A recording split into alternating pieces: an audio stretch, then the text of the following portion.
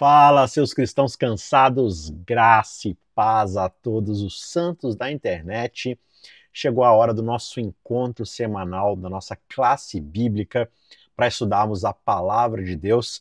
E para você que está caindo aqui de paraquedas e viu esse vídeo sendo recomendado no seu feed, mas não sabe do que se trata, essa é a classe bíblica, o curso de teologia bíblica que se chama A História de Deus.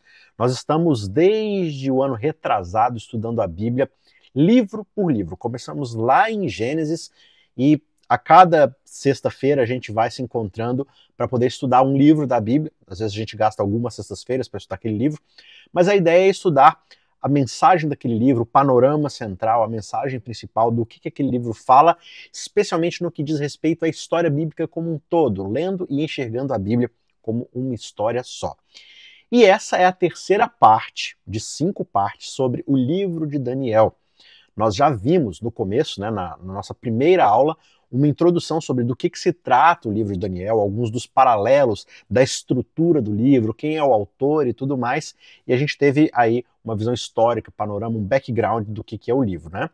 Na segunda aula, a gente falou sobre Daniel e o seu Deus. A gente viu basicamente aqui esse ponto A, dentro da estrutura do livro de Daniel, que é Daniel e seu Deus, ou seja, no capítulo 1, a gente tem a mensagem principal do livro. Deus está no controle de tudo e Deus é capaz de transformar derrotas em vitórias. O livro começa falando de uma derrota, o povo de Israel foi exilado em Babilônia, mas o primeiro verso deixa muito claro na abertura do livro, Deus permitiu que isso acontecesse, Deus entregou o povo de Israel nas mãos de Babilônia. Se o povo está em Babilônia, é porque Deus assim permitiu. Se o tesouro do templo foi saqueado, se o templo foi destruído, Deus assim o permitiu.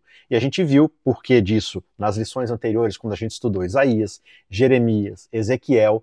Todos esses profetas já deram mensagens, deixando muito claro que Deus faria isso. Mas isso vem de muito antes. Isso vem lá atrás do livro de Deuteronômio, quando a gente está falando das alianças, as bênçãos e as maldições da aliança, Deus já havia avisado por meio de Moisés, olha, se vocês forem infiéis à aliança, vocês perderão o direito do usufruto nessa terra. Lembrando que Deus colocou o povo no lugar de Deus, que é a terra prometida, debaixo do governo de Deus, para estar em uma aliança com Deus. Quando eles rejeitam o principal, que é a aliança com Deus, eles perdem direito a estarem no lugar de Deus e a viver debaixo do governo de Deus. E é justamente isso que o exílio significa, estar fora do governo de Deus, no sentido de estar na aliança ali com ele. Né? Eles quebram essa aliança, portanto, eles não desfrutam mais agora dos privilégios dessa aliança. Mas o final do capítulo 1 de Daniel deixa claro a mensagem que o livro vai trazer no restante dos seus capítulos. Independente dos reveses, Deus ainda está no controle da história e ele irá conduzir tudo para a sua honra e para a sua glória. E aí agora a gente vai avançar na história do livro de Daniel e hoje a gente vai estudar essa parte amarela aqui, né, a parte B, que é a organização dos capítulos 2, 3 e 4. Por quê?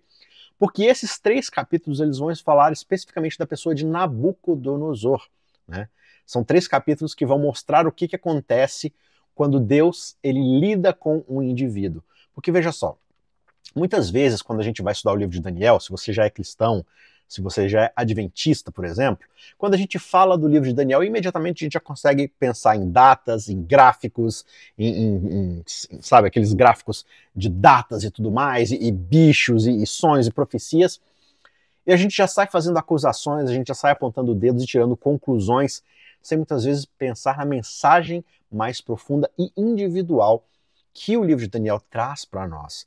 Daniel ele é muito bem estruturado, ele traz uma mensagem muito bonita, muito edificante, mas que ao mesmo tempo chama cada um de nós ao arrependimento. E muitas vezes quando a gente vai ler Daniel, estudar Daniel, Apocalipse, a gente já começa a pensar em apontar os pecados de determinadas instituições, igrejas que a gente entende que estão em desacordo com a vontade de Deus. Mas é bastante interessante que Daniel ele não começa com isso. Daniel não começa com essas profecias. Daniel começa com a história de Nabucodonosor. Então vejam, Nabucodonosor, como o título da nossa aula de hoje vai dizer, mostra pra gente como Deus lida com indivíduos, como Deus vai lidar com pessoas. E veja, como a gente vai ver aqui, né, no decorrer desses 3 capítulos, Nabucodonosor não era a melhor pessoa possível. Na verdade, ele era o cabeça e representante daquele império que vai se tornar o paradigma do anti-reino de Deus. Você tem o reino de Deus e você tem Babilônia. E quem é o rei de Babilônia? Nabucodonosor. Um rei ímpio, severo, carniceiro, era um rei que promovia carnificinas, que promovia tipos de tortura que a gente nem imagina. Esse homem é tratado por Deus de uma forma muito interessante, e é isso que a gente vai estudar no livro de hoje para entender como é que Deus lida com pessoas, com indivíduos. Deus não nos trata da forma como ele trata instituições. Então é muito importante a gente ter essa verdade em mente antes de avançar na história, porque antes da gente usar o livro de Daniel para atacar pessoas, para separar e condenar pessoas, é necessário entender que Deus tem um plano de salvação para cada um dos seus filhos, não importa o quão eles pareçam longe desse mesmo Deus. Tá certo? Então, só para revisar aqui o que a gente terminou falando no último livro, na última aula, né? Na aula anterior, quando a gente viu o capítulo 1, se você assistiu, muito bem, né? Se você não assistiu, volta aqui na descrição do vídeo. Você tem a playlist, volta lá e assiste a aula de número 2, ou se você não assistiu nada, começa lá da aula de número 1 para você ter a noção do panorama geral. Mas a gente falou na segunda aula sobre uma curiosidade aqui, que você tem um mapa moderno aqui da Turquia moderna, do Iraque moderno, Síria, Israel, Jordânia, né? O Egito aqui. Essa aqui é uma captura de tela do Google Maps, então é uma região moderna, né? Uma foto moderna. Mas essa é uma aproximação do que era o reino naquela época de Daniel, né? Mais de 500 anos antes de Cristo. E o que você tem aqui? Você tem Ur dos Caldeus, mais ou menos nessa região. Você tem aqui Babilônia, né, a planície de Dura, tudo mais, que fica nessa região central do Iraque. E o que isso quer dizer? Ur dos Caldeus vai ser justamente o lugar de onde Abraão vai ser chamado para poder agora caminhar daqui de Ur dos Caldeus, sair da Babilônia e vir aqui para Israel. Lógico que na época de Abraão não era Babilônia, era a região dos caldeus, mas os caldeus vão se tornar o império da Babilônia.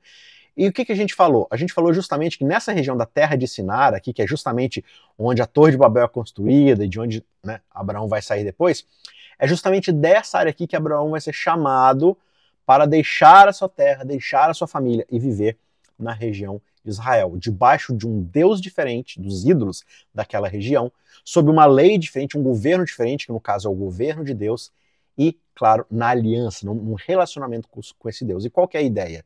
Através dessa relação que Abraão vai ter com esse Deus, aprendendo os seus estatutos, vivendo em obediência às leis da aliança com esse Deus, vivendo numa terra diferente, num reino diferente, sob princípios diferentes, Abraão vai ser um testemunho vivo de como é entrar numa relação com esse Deus, para que as outras nações, as outras famílias, as outras tribos, clãs ao redor possam também entrar num relacionamento com esse Deus, por estarem maravilhadas com isso.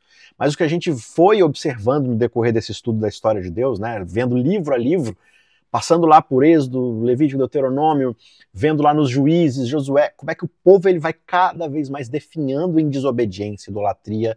No livro dos Reis a gente observa como os reis eram ímpios, né? Dificilmente eles se voltavam para Deus, e a gente começa então a entrar nos profetas e ver como é que os profetas vão dizendo que o povo está se corrompendo e caindo em idolatria. Então veja, ao invés deles serem um povo diferente, debaixo de um governo e de uma divindade diferente, sob uma lei e um princípio diferente, eles se tornam mais do mesmo. Eles se tornam como todas as outras nações. E aí o que Deus vai fazer? Ele vai cumprir as maldições lá de Deuteronômio sobre a aliança. Já que Israel quer ser exatamente como Babilônia, então vocês não têm mais o direito de estarem debaixo do meu governo e vocês vão voltar para onde vocês saíram, ou de onde vocês saíram, que é o quê? Babilônia. Então nada mais é o exílio do que Israel voltando para casa, para a família, para a terra de Abraão, a famosa Babilônia. E aqui que o livro de Daniel tem o seu contexto geográfico, né? Mas o que isso quer dizer no fim das contas? E onde é que Nabucodonosor entra no meio dessa história? Veja, esse texto aqui de Gênesis 2, verso 1 a 3, vai resumir justamente o chamado, o propósito de Abraão. O Senhor disse a Abraão: sai da tua terra, da sua parentela, da casa do seu pai e vai para a terra que eu lhe mostrarei. Lembrando que esse é o capítulo 12, que vem justamente após a história da Torre de Babel, no capítulo 11.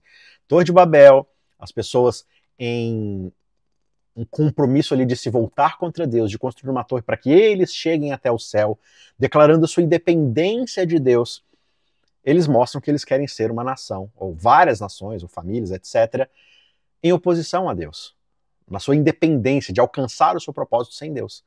É justamente nesse contexto, né, nesses clãs, nessas famílias, após aquela separação ali, que Abraão vai ser chamado agora para sair da terra de Siná, para sair da Torre de Babel, para sair de Babilônia e ir para um lugar que ele vai mostrar, que Deus vai mostrar. E aí Deus diz: eu farei de você uma grande nação, o abençoarei e engrandecerei o seu nome. Seja você então uma bênção. E aí Deus faz uma promessa maravilhosa: abençoarei aqueles que o abençoarem e amaldiçoarei aqueles que o amaldiçoar. E em você serão benditas todas as famílias da terra. Esse era o propósito da descendência de Abraão, da nação de Israel. E Isaías deixa isso muito claro no começo do seu livro, lá no capítulo 2, versos 2 e 3. Claro que tem mais nesse contexto, mas só um trechinho aqui, onde o profeta aqui, né, falando pela boca de Deus, ele vai reafirmar o princípio e o propósito do povo de Israel. Ele diz: olha, nos últimos dias o monte do templo do Senhor será estabelecido no alto dos montes e se elevará sobre as colinas, e para ele afluirão todas as nações. Vai chegar um momento onde a presença de Deus será buscada por todas as nações. Veja que não é a mesma promessa que Deus fez lá atrás para Abraão, mas em palavras e contexto diferente. E ele diz: muitos povos virão e dirão: venham, subamos ao monte do Senhor e ao templo do Deus de Jacó, ou do Deus de Isaac, ou do Deus de Abraão, para que ele nos ensine os seus caminhos e andemos nas suas veredas, porque de Sião sairá a lei e a palavra do Senhor sairá de Jerusalém. O que esse texto de Isaías está falando?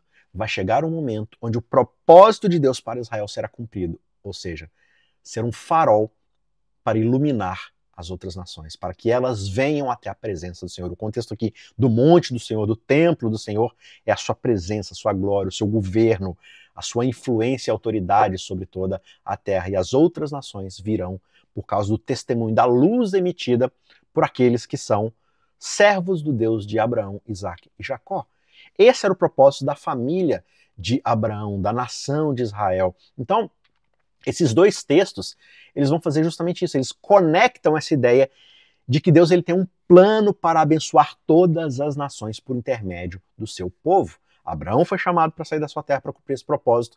E agora Israel, como nação dentro dessa terra, sobre uma lei diferente, debaixo de um governo divino diferente, é para abençoar essas outras nações. Mas eles não fazem isso e agora eles vão para o exílio. Mas Deus ainda tem um propósito. Lembra do capítulo 1? Deus é capaz de transformar reveses, derrotas em vitórias. E não é porque houve, digamos assim, um passo atrás, um recuo no que aparentemente, né, é uma derrota do seu plano, que ele não vai cumprir o seu propósito. E agora ele começa a levantar pessoas, mesmo no exílio, para cumprir o seu fiel propósito de abençoar outras nações por meio de Israel.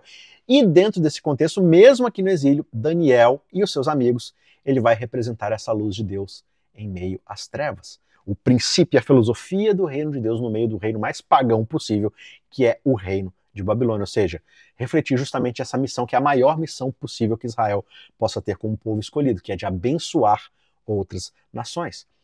E aí é dentro desse contexto que a gente vai ver nos capítulos 2, 3 e 4 o papel de Daniel e de seus amigos aqui, claro, de evangelizar o maior e mais pagão rei daquela época. Esse é o contexto dos capítulos 2, 3 e 4. Deus quer abençoar Nabucodonosor.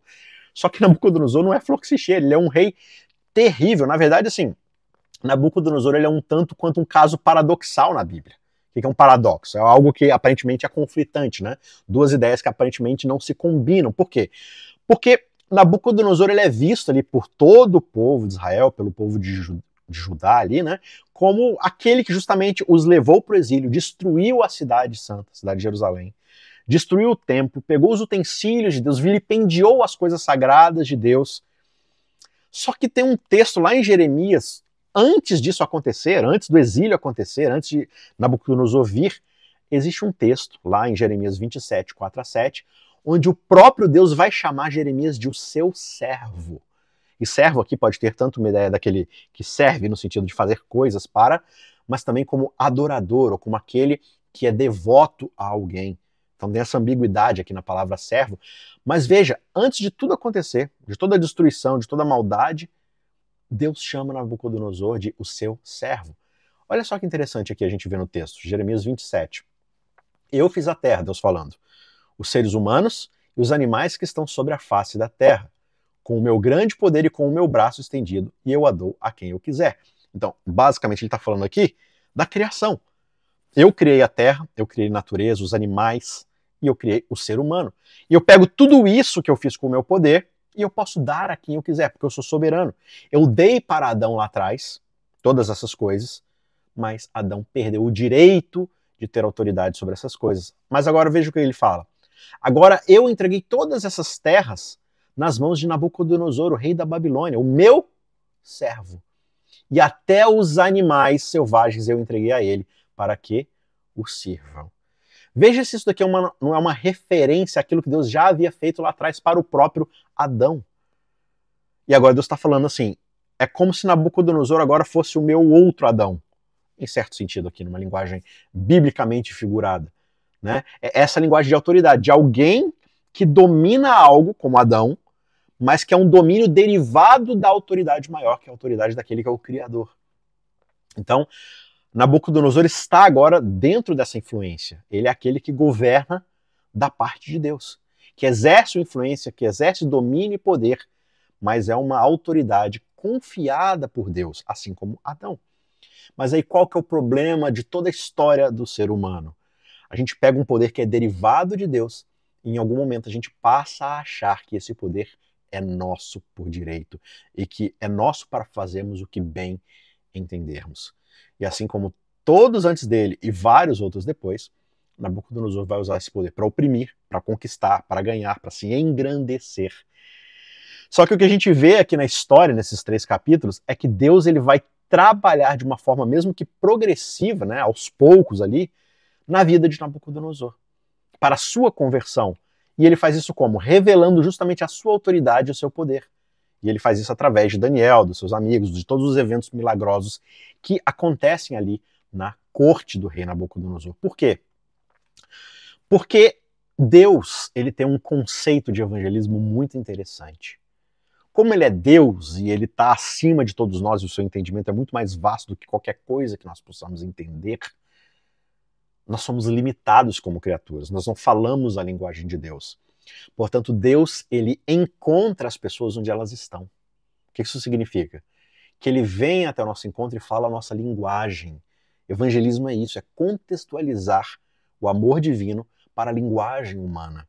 E qual que é a linguagem de Nabucodonosor como um monarca? É poder, é autoridade. Essa é a única linguagem que um rei entende, é poder, é influência, é exercer autoridade. E é essa linguagem que Deus vai utilizar para poder falar com Nabucodonosor.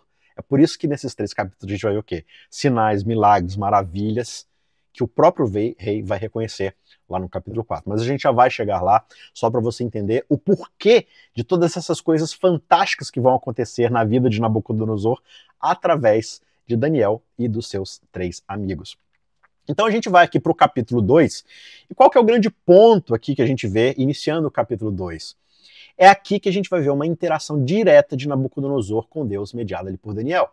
O capítulo 1 está focado ali em Daniel e seus amigos, aquela experiência ali em relação à questão dietética e tudo mais, mas não entra diretamente na figura do rei Nabucodonosor. No capítulo 2, a coisa já muda, porque após todo aquele treinamento, toda aquela questão que eles passam ali na escola para aprender a literatura babilônica, a filosofia, toda a educação babilônica, para poder servir o rei agora como sábios, eles encontram agora um verdadeiro desafio, porque Nabucodonosor ele vai ter um sonho muito perturbador. E você que já leu o livro de Daniel conhece muito bem esse sonho, mas para você que está estudando pela primeira vez, ainda não leu, eu recomendo que você leia o capítulo 2. Mas aqui basicamente a gente tem um rei sonhando com uma estátua. E essa estátua ela é bastante interessante porque ela tem vários elementos. Ela tem a cabeça de ouro, ela tem o peito de prata, né? o quadril ali, as coxas de bronze e as pernas de ferro e os pés, uma mistura ali de ferro com barro. E cada um desses elementos, desses metais, né, e é bastante interessante que na Bíblia os metais eles estão muito associados aos ídolos, né? Os metais eles representam muitas divindades, e aqui não deixa de ser isso. Como cada um desses reinos, desses poderes, eles trabalham em cima justamente da idolatria, de trazer toda a adoração para si, representado justamente nessa figura que Nabucodonosor vai ver no seu sonho, que é uma estátua. E esse sonho deixa ele muito perturbado, porque ele fica com a impressão ali no seu sonho justamente que, por mais poderoso e autoritativo que ele possa ser, ele não tem o poder de controlar o futuro. Ele não tem o poder de enxergar à frente e de controlar os eventos, nenhum rei tem. Você consegue mal controlar o aqui e agora, e mesmo assim muita coisa ainda escapa da influência do poder humano. E o rei aqui ele fica totalmente perturbado, porque é justamente isso que acontece. Imagina, você está no topo do mundo, você está sentado no trono mais poderoso da Terra conhecida na época, e agora o próximo passo é o quê? É olhar atrás do seu ombro com medo de que alguém vai puxar o seu tapete, que alguém vai te esfaquear por trás e ficar com aquilo que é seu. Então quando você tem um sonho, e o que acontece no sonho? Ele vê essa estátua e ao final do seu sonho, uma pedra, que começa pequena, mas vai crescendo, acerta a estátua e a destrói completamente. Isso deve ter sido muito perturbador, porque justamente esses elementos que ele enxerga no sonho são familiares dentro da cultura babilônica da época. Então ele tem essa impressão de que algo ruim vai acontecer com o seu reino, mas ele não sabe o quê.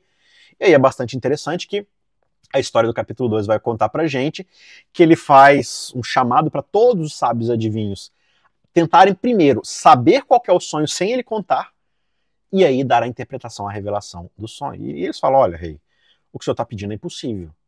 A gente não sabe essas coisas. As únicas que sabem os sonhos são os deuses, mas os deuses não caminham entre nós. E aí ele manda matar todo mundo, porque são um bando de inúteis, mas no meio desse caminho aparece Daniel e seus amigos. E eles falam, olha, pede pro rei lá um tempo para a gente poder conversar a respeito e a gente vai tentar trazer uma solução da parte de Deus. E é bastante interessante porque aqui a gente vê um princípio muito básico do que é o reino de Deus e o que é o reino de Babilônia. Daniel e seus 3 amigos, especialmente Daniel, quando a gente termina o capítulo 1, fica lá muito claro escrito. E Daniel tinha o dom de interpretar sonhos e visões. Deus deu a ele esse dom. Ele já tinha esse dom. E qual que é a primeira coisa que Daniel faz quando fica sabendo que ele precisa usar esse dom? Ele vai para casa, chama os seus 3 amigos e fala, precisamos orar pedindo a Deus a interpretação. Porque ele reconhece que o poder e a autoridade, a influência que ele agora vai exercer não vem dele, vem de Deus. Essa é a diferença entre Daniel e Nabucodonosor. E é nisso que Deus quer fazer com que Nabucodonosor chegue, né?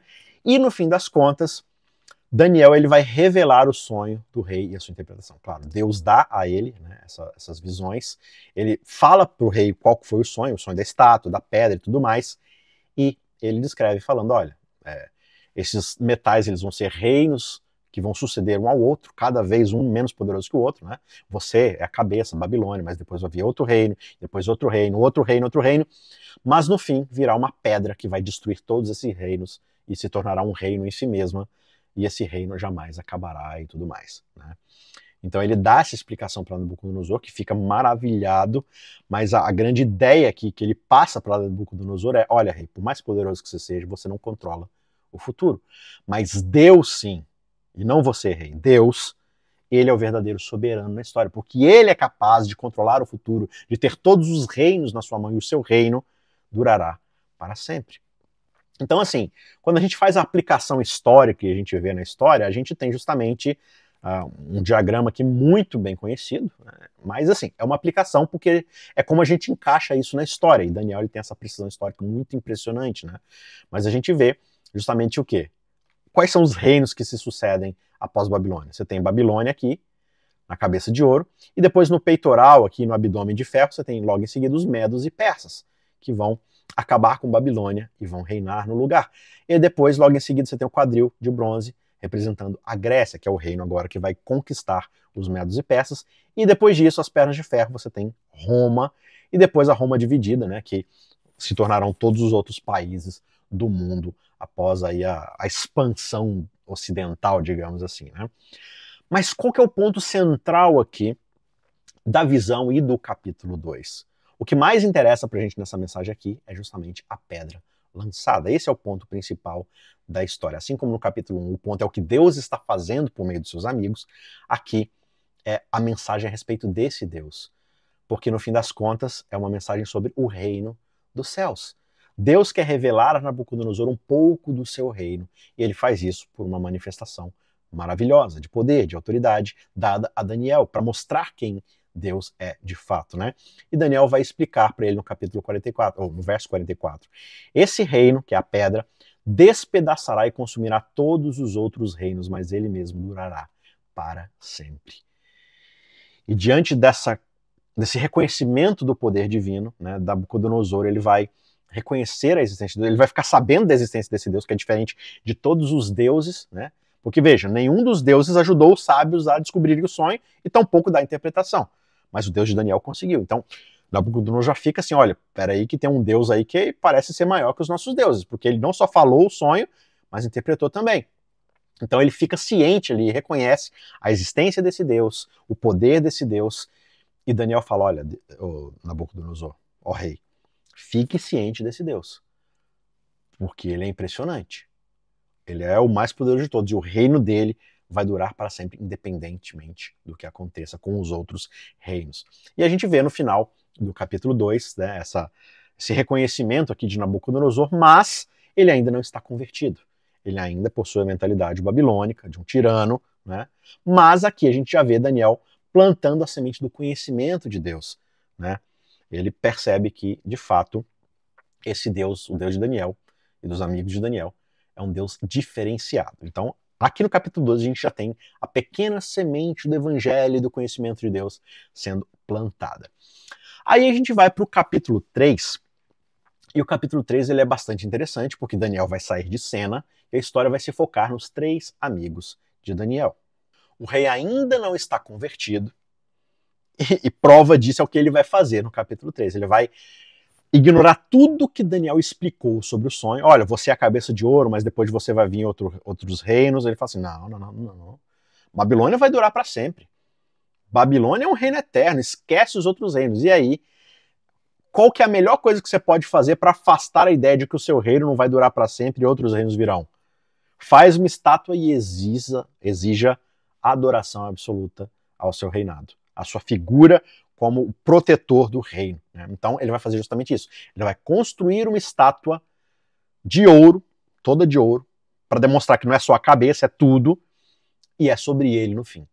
Ele é a figura, ele é o ser ali que merece todo o poder, toda a autoridade, e ele vai agora fazer uma prova de que todos estão do lado dele e nenhum deles vai tentar sobrepujar o seu reino. Então a forma como ele constrói essa estátua mostra justamente o orgulho que está no seu coração, o seu desejo por controle absoluto que vai se reverberar justamente num decreto de morte, na coerção da adoração e por aí vai. Né? Por meio da imposição, por meio do controle da consciência, porque é isso que o orgulho faz, ele demanda o controle absoluto. O verso 1 do capítulo 3 diz: o rei Nabucodonosor fez uma estátua de ouro, cuja altura era de 60 côvados e a largura de 6 côvados. Essa é uma medida antiga, algumas versões novas da Bíblia vão traduzir isso para os seus equivalentes às medidas de hoje, mas eu quis colocar essa versão mais antiga, que é a versão original, porque é bastante interessante quando você estuda a cultura babilônica, porque Babilônia ela usava o sistema sexagesimal de numeração, ou seja, base a partir do número 6 e base 60. Por quê? Porque eles descobriram que é muito fácil você dividir e fazer cálculos com essa base. E quando a gente calcula hoje, por exemplo, né, os dias da semana, as horas, minutos, segundos, os ângulos, graus, todas essas coisas, elas todas vêm dessa base 60, né? Então é muito fácil você organizar tudo em volta disso, é mais fácil de dividir, de organizar. Então você vê nosso calendário, nossos ciclos, nossa marcação de tempo, de ângulos, de distância, é tudo baseado nessa cultura babilônica de números, né? E além disso tudo, ela tinha um forte significado simbólico naquela época. Porque, por mais que isso fosse, de certa forma, matemática, ciência, mas também era misturado com esse ocultismo, esse misticismo, essa mágica divina com a qual eles usavam para explicar os fenômenos da natureza, da realidade e por aí vai. E olha só que interessante, quando você vai estudando ali a mitologia babilônica, digamos assim, você vai descobrir que o próprio panteão babilônico, ele era representado em termos de múltiplos de 6. Então você tem, em todo o panteão babilônico, do menor até o maior deus, a numeração 6. Então, por exemplo, o número 6, ele representava o menor de todos os deuses do panteão, o menos importante. E o número 60, o maior de todos os deuses, aquele que era o deus maior, o chefe, né, de toda a delegação de divindades ali, digamos assim. E qual que era o número que representava o panteão babilônico como um todo? O número 600. Então veja que os múltiplos eles vão subindo, 6, 60 e 600, do indivíduo até o coletivo. 6, 60, 600. Ou se você inverter, 666. Pegou aí o número? 666? Pegou a ideia?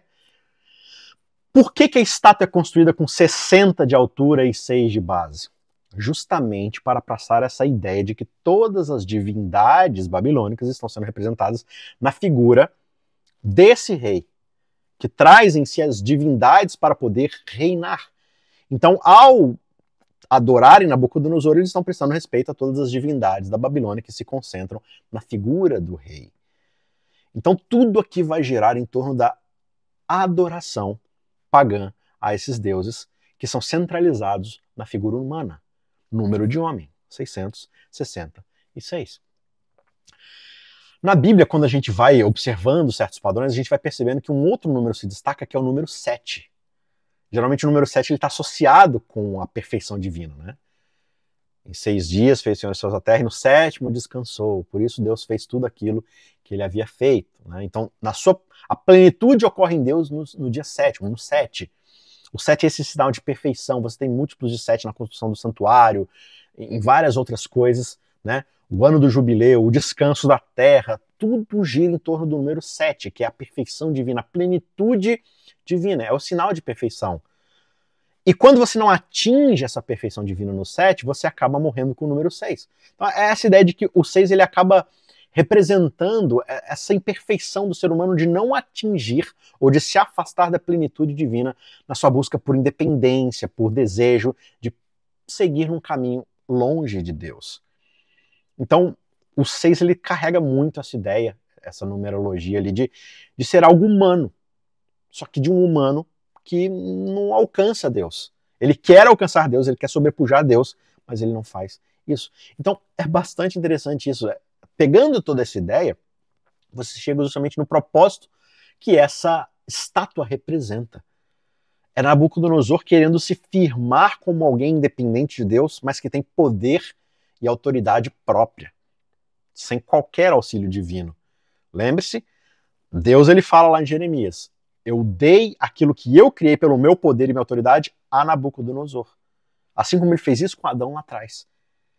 Agora ele quer se independer, assim como Adão, e agir por conta própria, como se tudo aquilo fosse seu. E ai de quem não obedecer. E ai de quem não reconhecer essa autoridade. Vai ser morto, vai ser destruído, vai ser perseguido, castigado. É a coerção para forçar a própria vontade. Um outro detalhe bastante impressionante que a gente vê no próprio capítulo 5 de Daniel, a gente vai estudar isso na próxima aula, mas só para ilustrar toda essa ideia dessa numerologia, digamos assim, no livro de Daniel e na Bíblia como um todo, especialmente aqui no contexto babilônico, né? Lá no capítulo 5, Daniel ele vai confrontar Belsazar por causa da idolatria dele, ou seja, de confiar nas divindades pagãs que são insuficientes. E aí ele vai numerar, e aí lembra que no capítulo 2 você tem a estátua com os metais, e os metais eles estão associados à idolatria, né, à adoração de divindades pagãs. Daniel ele vai falar o seguinte, olha, você confiou em adorar o quê? E aí ele vai listar 6 divindades, os deuses de ouro, de prata, de bronze, de ferro, de madeira e de pedra. 6 divindades, né? Todos esses 6. Mas ele fala assim, a única divindade que você não adorou, e aí ele lista o 7º, é o Deus que tem a sua vida e todos os seus caminhos em suas mãos. Então ele lista 6 divindades pagãs, representados nos metais e elementos da terra, e o sétimo é justamente o Deus Altíssimo. Novamente o sétimo, o 7 aqui colocado como essa autoridade, e o 6 representando toda essa idolatria, ou seja, é algo que é focado no ser humano. E se você parar para pensar, o que é a idolatria? O que são os ídolos? Os ídolos nada mais são do que projeções da nossa própria humanidade. Nós projetamos nesses ídolos algo que nós desejamos no fundo do nosso coração. É o Deus do poder, é o Deus da chuva, é o Deus da ganância, é o Deus do dinheiro, é o Deus do sexo, é o Deus da influência, é o Deus da beleza. São as divindades que carregam os nossos desejos mais íntimos e nós projetamos nela aquilo que nós desejamos no nosso íntimo. E a gente começa a fazer barganha com essas divindades, e isso se chama idolatria. Nós adoramos aquilo que na verdade é uma mera projeção dos nossos desejos. Então, no fim das contas, ídolos são projeções humanas. E no fim das contas, essa estátua é exatamente isso. São as projeções de Nabucodonosor de mostrar para todo mundo e comprovar de uma vez por todas que ele é o poder, que ele é a autoridade e ninguém vai tirar isso dele. Nem que para isso ele tenha que forçar todo mundo a reconhecer. Sob pena de morte. Né? Então, no fim das contas, as dimensões aqui da estátua elas estão carregando essa mensagem implícita de que, além da adoração forçada ali, mas justamente de projetar os deuses babilônicos, que são projeções da nação, da cultura babilônica e tudo mais, mas tudo isso numa alusão direta ao ser humano, à figura humana, que aqui está se colocando como centro da adoração. É um ser humano se colocando como centro de adoração, querendo usurpar um direito que pertence somente a Deus. E ele faz isso como aqui no capítulo 3, dentro de um contexto geral? Através da imposição. Ele força uma idolatria religiosa através da imposição pelo poder político. É uma força política, governamental, forçando a consciência da idolatria religiosa, querendo controlar por poder estatal a consciência das pessoas. E quando a gente observa hoje, a gente está muito perto disso. Né? Quantas pessoas elas... Não, porque o Congresso devia passar uma lei proibindo as pessoas de fazerem tal coisa religiosa, ou forçando as pessoas a seguirem tal plano religioso. E a gente até se orgulha muitas vezes, né, de...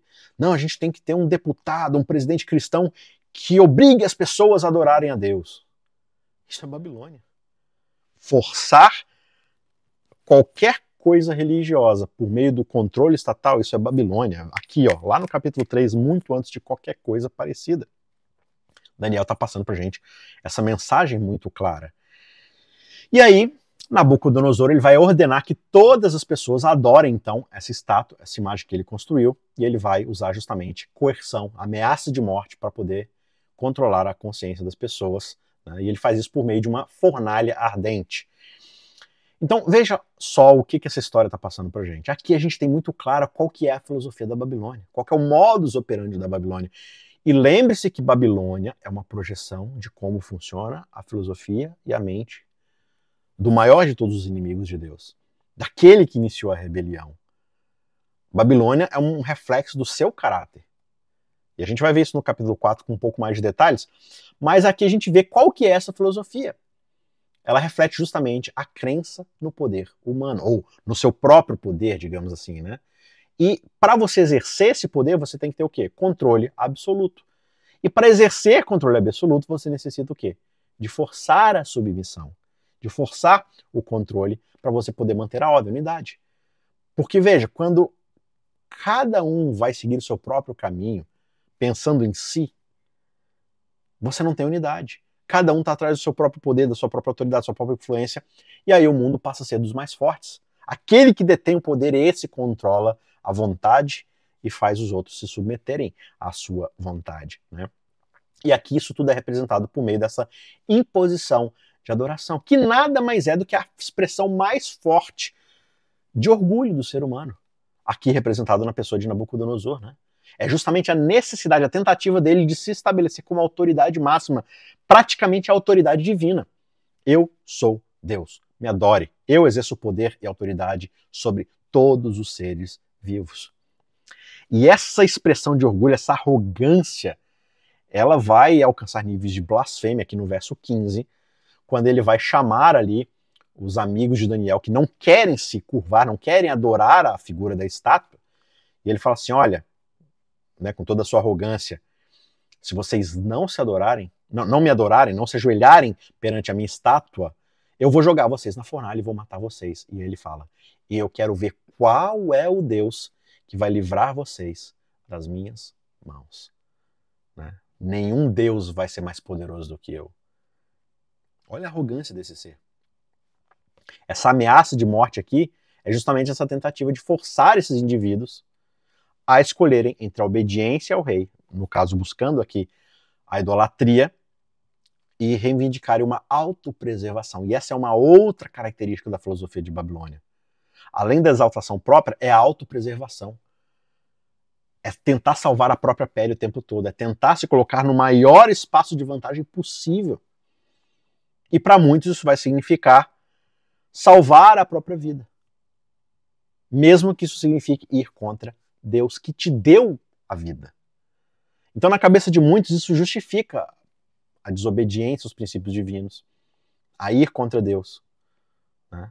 É justamente, primeiro, você salvar a própria vida, independentemente das implicações morais e espirituais que essa decisão possa acarretar. E nessa toada o ser humano tem caminhado até hoje. Só que os três amigos de Daniel, eles vão passar para a gente uma mensagem muito interessante que se opõe completamente à filosofia de Babilônia. E eu vou mostrar para a gente o que é a filosofia desse reino de Deus representado no capítulo 2 através da pedra que quebra tudo e se estabelece de uma vez por todas. Você tem, né, no capítulo 2, a imagem desses reinos arrogantes encarnados em reis, em pessoas que se acham onipotentes, que se acham acima de Deus. Mas a gente tem uma pedra que estabelece o reino de Deus e sua filosofia de reinado para todo sempre. E aqui os amigos de Daniel vão mostrar para a gente do que se trata esse reino. Eles se recusam a adorar a imagem, mesmo diante da ameaça de morte. Né? Por quê? Porque eles sabem que a verdadeira adoração não pode ser obrigada, não pode ser obrigatória, não pode ser coercitiva. A verdadeira adoração no reino de Deus, ela é voluntária. Ela brota de um coração disposto a se entregar e se submeter, não da força coercitiva. E, acima de tudo, a verdadeira adoração só pode ser direcionada ao verdadeiro Deus, aquele que é de fato poderoso. E olha que mensagem bonita que eles vão dar de testemunho aqui para Nabucodonosor. Ó rei Nabucodonosor, quanto a isso, né, quem é o Deus que pode livrar vocês das minhas mãos? Rei, quanto a isso a gente não precisa nem responder. Olha, se o nosso Deus, a quem nós servimos, se ele quiser livrar a gente, ele vai nos livrar da fornalha de fogo e das suas mãos. Se ele quiser, ele vai fazer isso. Mas olha aqui o que eles dizem. E mesmo que ele não nos livre, mesmo que isso não aconteça, mesmo que ele escolha não nos livrar, fique sabendo, ó rei, que não prestaremos culto aos seus deuses, nem adoraremos a imagem de ouro que o Senhor levantou. O que eles estão falando aqui? Muitas vezes a gente lê essa história e fala, Deus, ele vai nos livrar do fogo. E muitas vezes a gente não entende que às vezes o propósito de Deus é nos livrar através do fogo. É nos salvar através da fornalha. Através das provações. Onde a nossa confiança é colocada nele, mesmo no meio da dor. Mesmo no meio do sofrimento. Esse texto não é um texto com passagem livre do fogo. Não é uma garantia de que o sofrimento e a morte não nos alcançarão. O que eles estão falando é, nós adoraremos a esse Deus porque ele pode nos salvar, mas nós adoramos a ele não porque ele pode nos salvar, mas porque mesmo que ele não nos salve, ele continua sendo o Deus verdadeiro e o único digno de adoração. Mesmo que ele não faça isso, mesmo que ele não nos salve, nós permaneceremos fiéis. E esse tipo de sacrifício voluntário aqui, ao contrário da autopreservação de Babilônia, no reino de Deus, qual que é a marca? É o sacrifício, é a entrega de si mesmo, é a submissão total a Deus, mesmo em face da morte.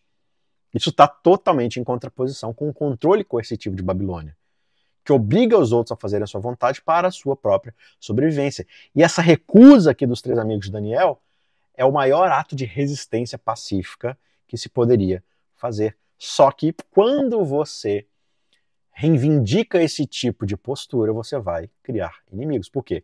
Porque eles vão afrontar a autoridade do rei, que só conhece poder, que só conhece coerção. E aí Nabucodonosor fica furioso e os joga na fornalha superaquecida. Só que aí Deus sim vai intervir de uma forma espetacular. E lembrando, isso não é garantia e não é uma promessa. É simplesmente uma história de que Deus escolheu fazer isso.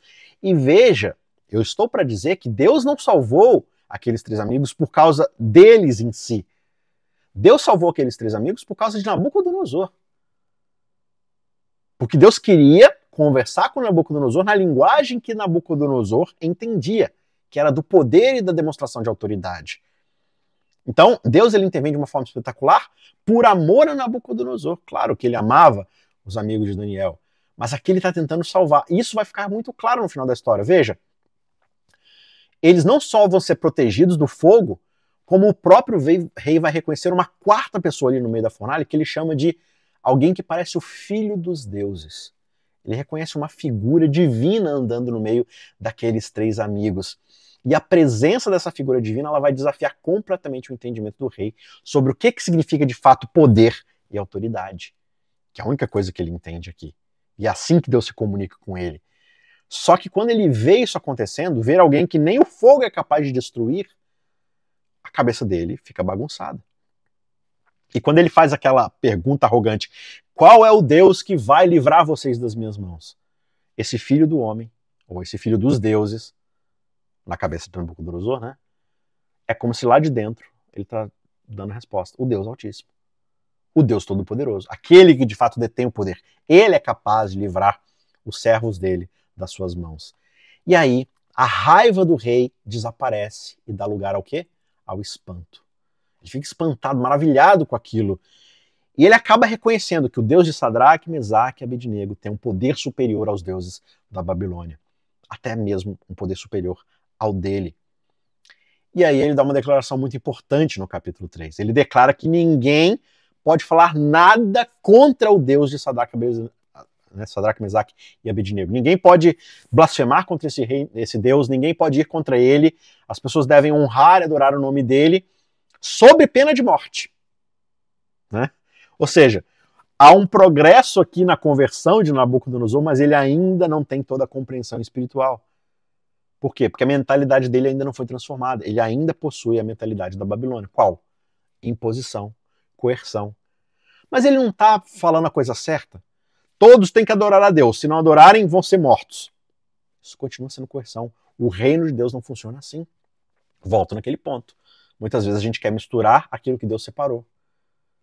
A César o que é de César, a Deus o que é de Deus. Estado e religião não se misturam. Não se impõe adoração, não se impõe princípios bíblicos por meio da coerção estatal. Quem faz isso é a Babilônia. Toda vez que a coerção levanta sua cabeça horrorosa e através do poder exige algo que possa aparentemente ser bom e divino, pode ter certeza que é Babilônia agindo e não o reino de Deus. A ideia de Deus acima de todos, ela precisa ser voluntária e não imposta pelo Estado. Quem faz isso é Babilônia. E a gente observa que Nabucodonosor ainda não está plenamente convertido, porque ele ainda quer impor a sua consciência, a sua autoridade. Agora essa autoridade é transferida para a ideia de que eles devem adorar o Deus que ele quer que eles adorem, mesmo que seja o Deus verdadeiro, mas ele quer impor, através da sua autoridade, através da sua força, essa consciência na mente dos outros. Só mudou o foco, não é mais a estátua, agora é o Deus que pode trazer alguma coisa. Não, veja, um Deus que é capaz de nos livrar da morte, esse Deus tem que ser servido. Dá para tirar algo dele, dá para receber algo dele. Então todo mundo agora, vamos começar a adorar esse Deus. E se não adorar, eu vou matar vocês. A mente dele ainda não está completamente transformada, por isso ele não está completamente convertido. E aí, a gente passa para o capítulo 4, onde o clímax da transformação e da conversão de Nabucodonosor vai acontecer. E aqui a gente vê a história, no capítulo 4, sendo narrado pelo próprio rei. O rei está, digamos assim, descrevendo a sua história, contando a sua conversão. E olha que coisa bonita. A Bíblia, cheia de escritores, cheia de autores que eram servos de Deus, recebe um capítulo nas suas páginas escritas pelo rei mais ímpio, pagão e terrível que já pisou nessa terra. Claro, talvez tenham outros piores do que ele, mas ele carrega todo esse status de um rei pagão terrível, cruel. E ele escreve um capítulo da Bíblia contando o que Deus fez por ele. Ele detalha a sua jornada do orgulho a humilhação e da humilhação, finalmente, a conversão. O capítulo 4 começa. O rei Nabucodonosor, as pessoas de todos os povos, nações e línguas que habitam em toda a terra. Ou seja, a todos os meus súditos, a todos aqueles do meu reino, e aqueles que também não são do meu reino, mas que vão ler essa carta em algum momento, que a paz lhes seja multiplicada. Pareceu-me bem tornar conhecidos os sinais e as maravilhas que Deus o Altíssimo tem feito para comigo. Quais sinais e maravilhas são esses? A gente vai ver no restante do capítulo 4. Essas maravilhas não são tão maravilhosas assim na prática, mas foram para ele porque o levaram a algo muito melhor. Né? Mas veja a linguagem que ele descreve aqui com a qual Deus o alcançou. Como são grandes os seus sinais e como são poderosas as suas maravilhas. Olha a linguagem que ele conhece. Poder, autoridade, sinais. O seu reino é um reino eterno e o seu domínio se estende de geração em geração. Do capítulo 2 para o 3, ele não aceita a mensagem de Daniel, do seu sonho ali, de que o reino de Deus é um reino eterno e o seu domínio se estende para sempre. Ele ainda quer impor o seu reino, quer impor a sua visão, quer impor a sua autoridade. Mas aqui no capítulo 4, né, nessa introdução, que ele vai contar o que aconteceu, né, ele está escrevendo aqui, ele está escrevendo essa introdução após o que ele vai descrever no capítulo 4, mas basicamente ele está falando, olha, eu reconheço finalmente quem é esse Deus. Ele alcançou a conversão. Né? Então, de novo, Nabucodonosor entendia o mundo em termos de poder, de autoridade, de controle. E Deus, claro, se comunica através da sua soberania, da sua supremacia, ou seja, de uma forma que Nabucodonosor compreendia, especialmente através dessas demonstrações de poder. E assim como no capítulo 2, aqui no capítulo 4, o rei vai ter um outro sonho com a qual ele vai ficar extremamente perturbado e ele vai pedir que Daniel o ajude a interpretar esse sonho. E basicamente ele sonha como uma árvore, né, com uma árvore, e essa árvore é muito frondosa, muito grande, com folhagens e traz sombra, frutos, e ele vê vários animais comendo, se abrigando ali do vento, da chuva, pegando sombra, comendo dos seus frutos, ou seja, aquela árvore ela é vasta e ela serve todos ali ao seu redor. Mas de repente, essa árvore é cortada, tirada dali, deixa só o toco ali no meio, e ela desaparece, toda a sua vastidão, toda a sua frondosa presença desaparece. E aí o rei fica extremamente perturbado com aquilo. Mais uma vez, essa ideia de algo sendo arrancado, como a estátua é quebrada, essa árvore é arrancada, e de novo essas ideias, essas impressões em termos de eu vou perder o meu reino, eu vou perder minha influência, né? Elas voltam a assombrar a mente do rei. Porque é basicamente isso que o sonho aqui ele representa. Esse sonho da árvore cortada simbolizava justamente a queda desse rei, mas devido ao seu orgulho. Daniel ele vai interpretar o sonho ali e advertir o rei justamente a fazer isso, abandonar o seu orgulho e mostrar bondade para os vulneráveis e para aqueles que são desamparados no seu reino. Né? Seja humilde, rei. Utilize todo o poder e influência que Deus te deu aqui em Babilônia para servir as pessoas e não para ser servido. Façam com que Babilônia seja um reino de prosperidade para todos e não só algo da qual você vai tomar vantagem e aumentar cada vez mais o seu poder e a sua influência para o seu próprio uso e benefício. Mas não é isso que o rei faz. Olha o que Daniel fala aqui nos versos 25 e 26. O Senhor será expulso do meio das pessoas, e a sua morada será com os animais selvagens. O Senhor comerá capim como os bois, e será molhado pelo orvalho do céu, e passarão 7 tempos até que o Senhor, ó Rei, reconheça que o Altíssimo tem domínio sobre os reinos do mundo e os dá a quem ele quer. Quanto ao que foi dito, que se deixasse o toco da árvore com as suas raízes, isso significa que o seu reino voltará a ser seu depois que o Senhor tiver reconhecido que o céu domina. Então, rei, seja humilde, se arrependa do seu orgulho, não haja com soberba perante Deus. Reconheça que esse poder que ele te deu é um dom. E ele pode ser tirado tão facilmente como ele foi dado. Por quê? Porque o Altíssimo é quem tem domínio sobre os reinos e os dá a quem ele quer. Lembra lá da mensagem de Jeremias? Eu criei a terra e os animais e o ser humano com o meu poder e o meu braço, e eu os dou a quem eu quero. É isso que Daniel está falando para o rei. Você só é poderoso porque Deus te deu esse poder. Reconheça isso e use esse poder para aquilo que Deus deu poder para o ser humano. Fazer o que a árvore faz. dar frutos, dar sombra, dar alimento, proteção, cuidado para todos ao seu redor. Seja humilde para evitar o juízo que vai te suceder caso você não faça isso. Só que, infelizmente, aqui a gente ainda está lidando com Nabucodonosor orgulhoso, soberbo, antes da conversão, né? E numa das mensagens aqui que ele deixa claro no seu livro, na sua carta, ele justamente vai fazer aquilo que Daniel, aquilo que Deus o alertou para não fazer. Ele vai atribuir todo o crédito das suas conquistas, da sua autoridade, a si mesmo. Ele vai ignorar que a sua posição era de fato uma dádiva de Deus. Ele vai se ver como o centro do poder e da autoridade, demonstrando um coração cheio de orgulho. E não é isso que muitas vezes a gente faz. Perceba, como eu falei no começo, a história de Nabucodonosor é sobre como Deus lida com indivíduos. A gente pode não ser rei, a gente pode não estar num poder de autoridade e poder absoluto, numa posição de autoridade e poder absoluto, mas todos nós temos certa autoridade, certo poder na nossa vida. A questão é, a gente reconhece essas dádivas como um presente de Deus, ou a gente, com o coração cheio de orgulho, age como se tudo fosse sobre nós, nossas conquistas, nossos bens, nossos desejos. Nabucodonosor, ele age com essa soberba. E um certo dia, desfrutando do seu palácio, ele vai até a sacada do seu quarto, olha para toda a vastidão do seu império e diz: não é esta a grande Babilônia que eu construí para a casa real com o meu grandioso poder e para a glória da minha majestade? Peraí, Nabucodonosor, não foi você que fez isso? Servos, construtores, profissionais, escravos, todos eles participaram.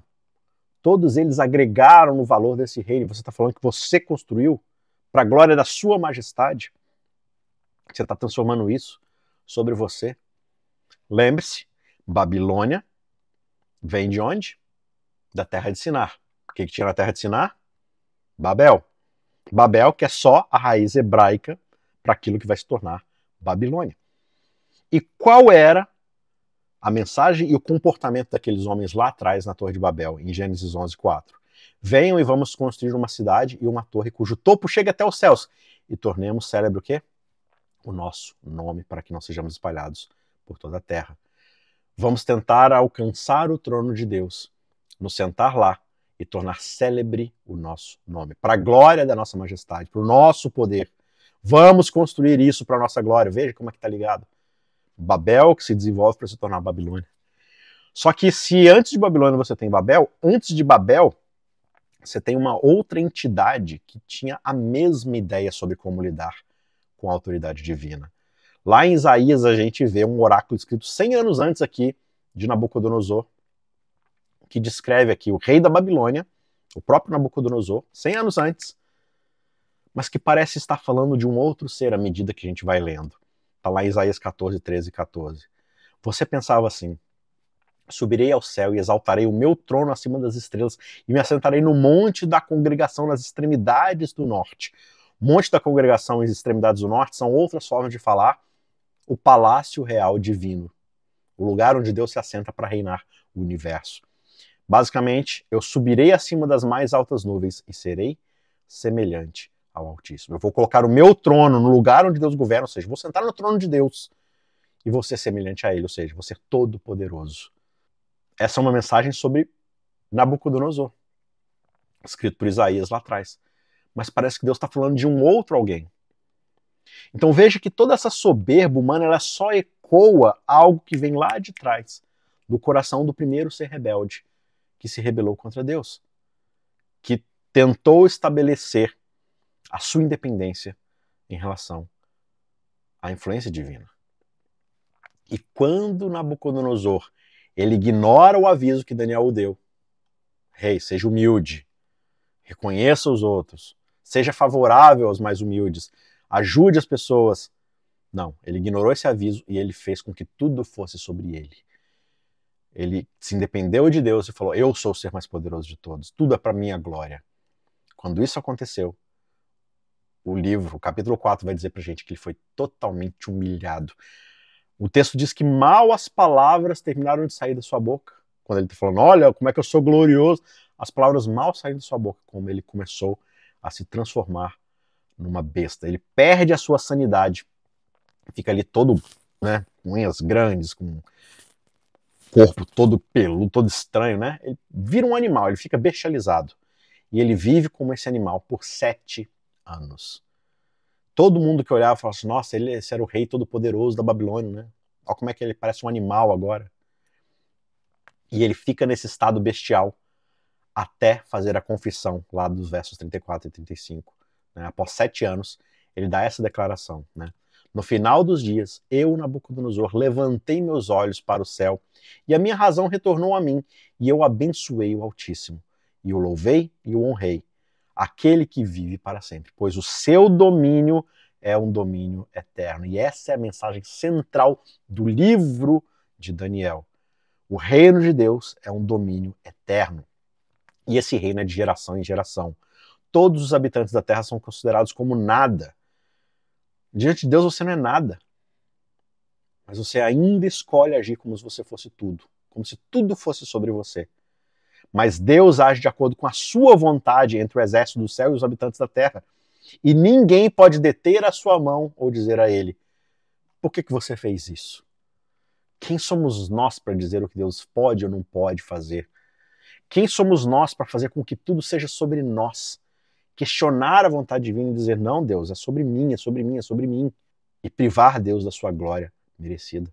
Nabucodonosor é esse paradoxo de como o ser humano, através do orgulho, pode desfigurar aquilo que é a nossa essência dada por Deus, ou seja, a própria imagem divina. Todos nós fomos criados como a imagem de Deus, refletindo a glória e a santidade que vem dele. Nós fomos criados como ser humano, mas para sermos a imagem de Deus.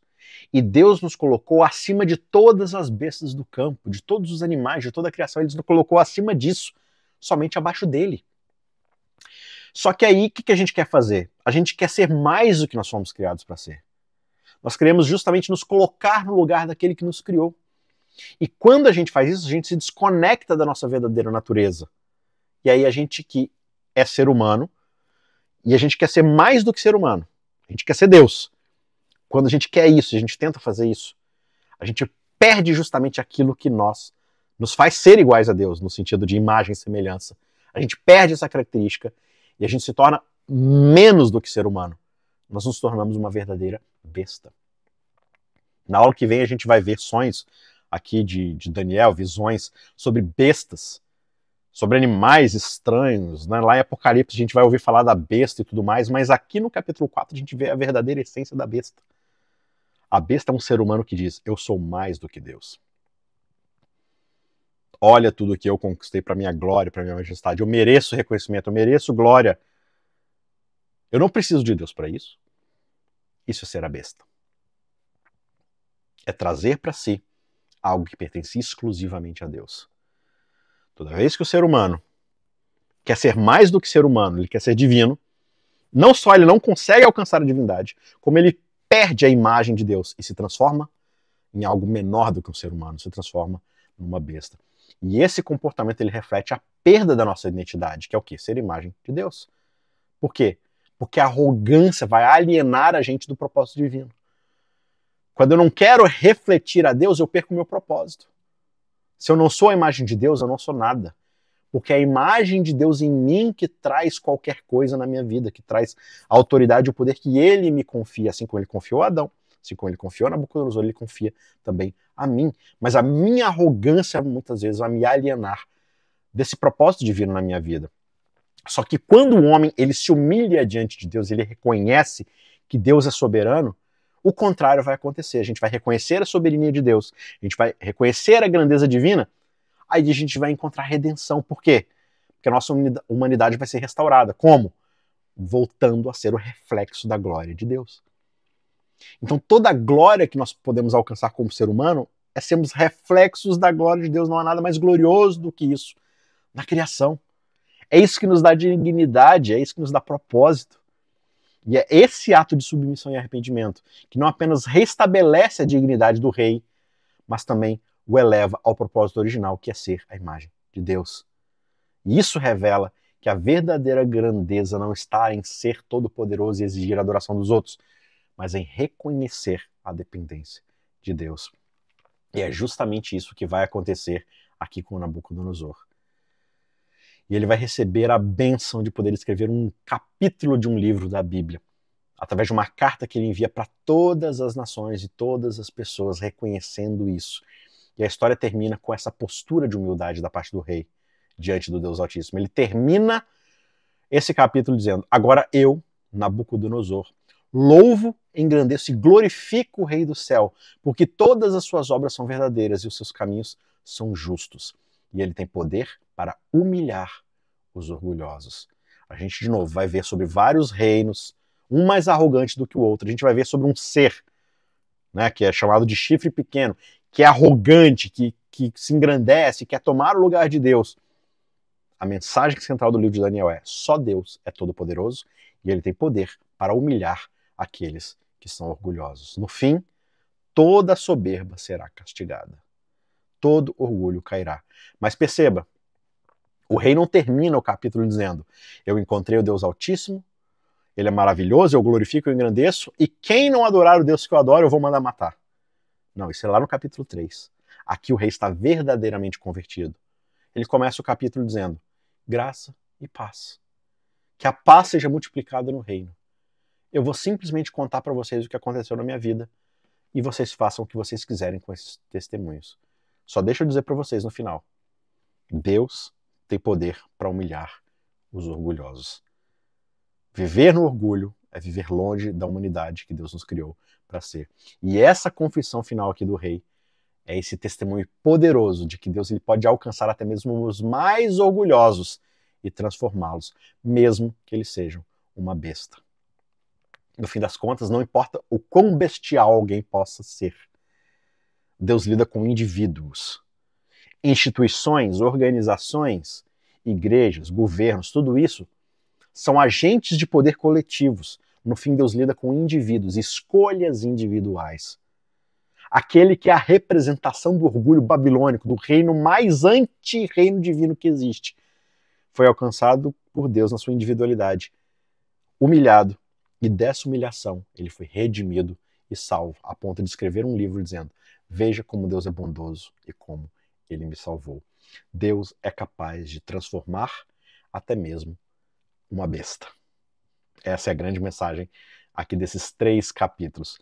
Só que o contrário disso também é verdade. O que é o contrário disso? Os mais orgulhosos podem ser humilhados ao ponto além da salvação. Isso vai ficar claro no próximo capítulo que nós vamos estudar na próxima aula, na semana que vem. O capítulo 4 encerra o arco de Nabucodonosor e o 5 vai falar de um descendente dele, que é Belsazar. E como eu falei na primeira aula, o capítulo 4 e o capítulo 5 eles estão em paralelo. No capítulo 4 nós temos um rei hiper arrogante que se orgulha diante de Deus, mas que é humilhado e é salvo no meio dessa humilhação. No capítulo 5, um outro rei, igualmente, vai ser humilhado por causa da sua arrogância, mas a sua postura diante de Deus não vai ser de humilhação. E a gente vai ver como isso vai ser lidado, qual vai ser a consequência da soberba dele diante de Deus. E o capítulo 5, esse paradigma, esse exemplo do capítulo 5 em oposição ao capítulo 4, vai dar para a gente as bases e o pano de fundo para estudarmos os capítulos 7 e 8, que falam dos reinos ali, né? No capítulo 7 nós temos os 4 animais esquisitos e no capítulo 8 nós temos o bode e o carneiro brigando, né? E o capítulo 5 vai ajudar a gente a entender como esses 2 capítulos vão falar das profecias, tá certo? Espero que a reflexão e esse estudo tenham sido uma bênção na sua vida. Lembre-se, o orgulho diante de Deus vai nos levar a sermos reduzidos a pó.